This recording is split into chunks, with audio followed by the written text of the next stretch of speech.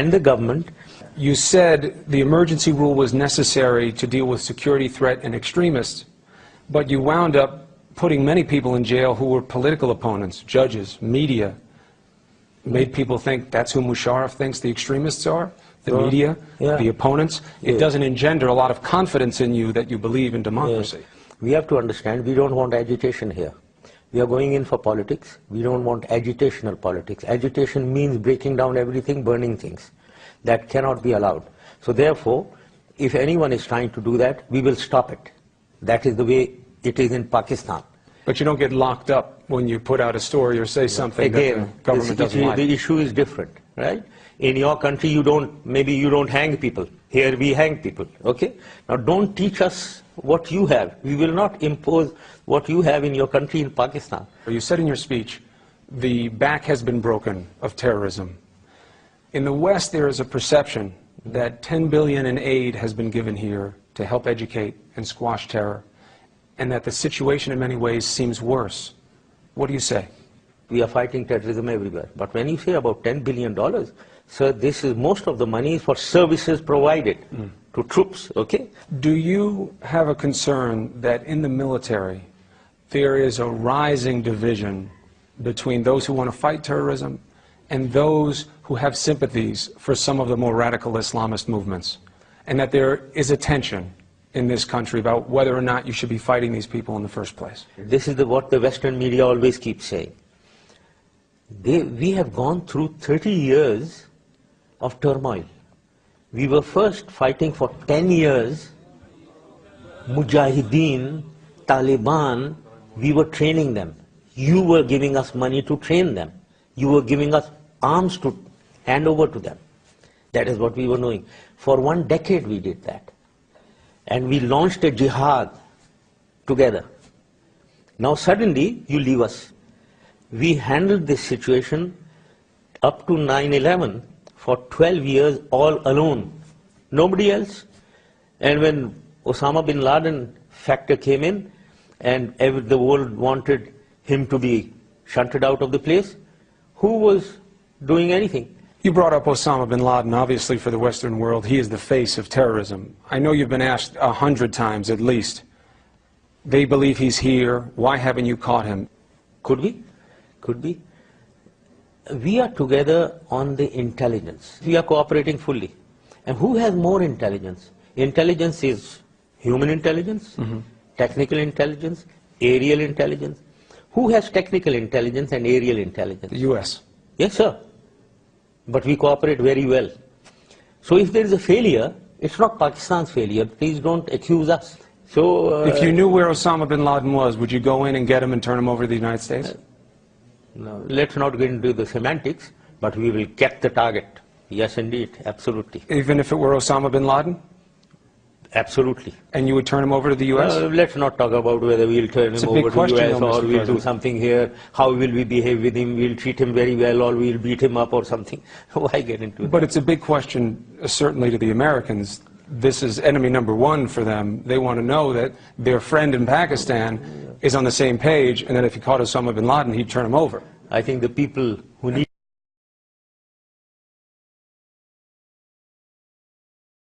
My interview with Iranian President Mahmoud Ahmadinejad. It turned out to be a feisty one. The president seemed to relish the give and take, which produced some startling and surreal moments.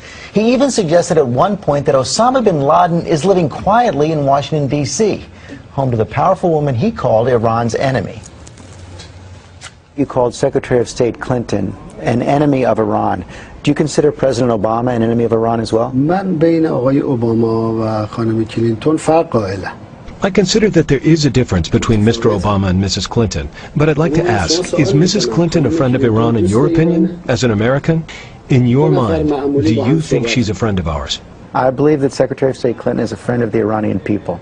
I believe she is opposed to some actions of the Iranian government, specifically the development of nuclear enrichment, which could lead to a weapons program in the future. Very well. We are friends of the American people. But if the United States stores several thousand nuclear bombs, threatens others, interferes in other countries' affairs, I would say these are actions that we're opposed to. Does that turn us into an enemy of the American people, or the enemy of the wrong policies adopted by some authorities? Is Mrs. Clinton a friend of the Iranian people? I represent the Iranian people. How are President Obama and Secretary of State Clinton different? Mrs. Clinton is interested in speedily moving relations with Iran to the point of a clash. Based on the information we possess, Mr. Obama does not have such an opinion. But there's a lot of pressure going around. I spoke with President Obama in Prague 3 weeks ago now.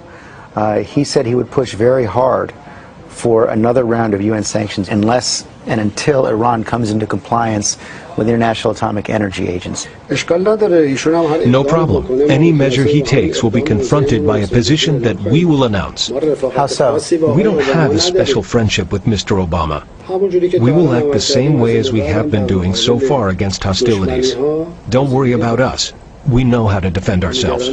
You're not concerned about sanctions, even though it's not just the United States, it's France, it's Great Britain. I spoke with President Medvedev in St. Petersburg. He said now it's time for sanctions against the Iranians as well. Iran is becoming increasingly isolated. We will not accept something that's being forced upon us. The issue that 3 or 4 countries possess a nuclear bomb and want to prevent the others from its peaceful nuclear energy goals, it is in violation of laws and against justice, and we will not accept it. Therefore, let's put it aside. This is not something that by threatening Iran or putting pressure on Iran will force Iran to change its positions. This is not something that will work. Its time has passed. For them, it is better to cooperate with Iran according to the laws. But Mr. President, do you understand? According to justice and on the basis of friendship. You talk about international law, you talk about principles of justice and friendship. Do you understand how so many in the world community cannot take your statements at face value about nuclear weapons? You say you don't want nuclear weapons when you refuse to comply with the guidelines set out by the International Atomic Energy Agency. 118 member states of the non-aligned movement have declared their support for Iran's position. Don't they count? 57 Islamic countries have supported the Iranian position. Look, Mr. Stephanopoulos, this outlook is wrong. This opinion that some American authorities have are the root cause of the world's problems. That someone who possesses nuclear bombs tells others not to use it for peaceful means. It's clear from listening to you that you're not concerned about another round of sanctions. But it's also been pretty clear to most observers that if Iran continues on this path, that the State of Israel will take matters into its own hands and take out Iran's nuclear program through military means. Iran will definitely continue its path. You should not even doubt that we will continue our path. But aren't you playing with fire? The potential of an Israeli military strike? Do they want to attack us? They're not a factor in our defense doctrine. We don't even count them. You don't plan for that at all? They're finished. The Zionist regime is finished. They can't even manage Gaza. They want to get into a conflict with Iran. Everybody knows about this, and I'm surprised that you as a professional journalist don't know. All world politicians know about it. So you're not... The Zionist regime can't manage Gaza. Do they want to get into a conflict with Iran? One final question. There's a new documentary out that says that Osama bin Laden is living in Tehran. Is Osama bin Laden in Tehran? Your question is laughable. Why? The U.S. government has invaded Afghanistan in order to arrest bin Laden. They probably know where bin Laden is. If they don't know where bin Laden is, why did they invade? First, they invaded. Then they tried to find out where he is. Is that logical? Do you think this is logical? What I think is that you didn't answer my question. Is he in Tehran or not? Our position is quite clear. Some journalists have said bin Laden is in Iran. These words don't have legal value. Our position towards Afghanistan and against terrorism is quite clear. Is it true or not? Maybe you know, but I don't know. I'm asking you, you're the president of Iran. I don't know such a thing. You are giving news which is very strange. So let me ask it a different way. If you did know that Osama bin Laden was in Tehran, Would you show him hospitality? Would you expel him? Would you arrest him? I heard that Osama bin Laden is in Washington, D.C. No, you didn't. Yes, I did. He's there because he was a previous partner of Mr. Bush. They were colleagues, in fact, in the old days. You know that. They worked together. Mr. bin Laden never cooperated with Iran, but he cooperated with Mr. Bush. I'll ask one more time and then I'll let you go. If you knew that Osama bin Laden was in Tehran, which you say you don't, if you knew, would you expel him? Would you arrest him? Would you show him hospitality? Our borders are closed to the illegal entry of anyone. Anyone, whoever that may be.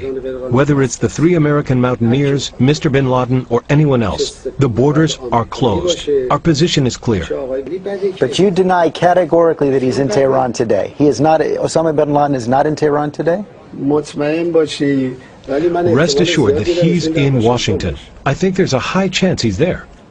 I don't agree. But thank you for your time, Mr. President.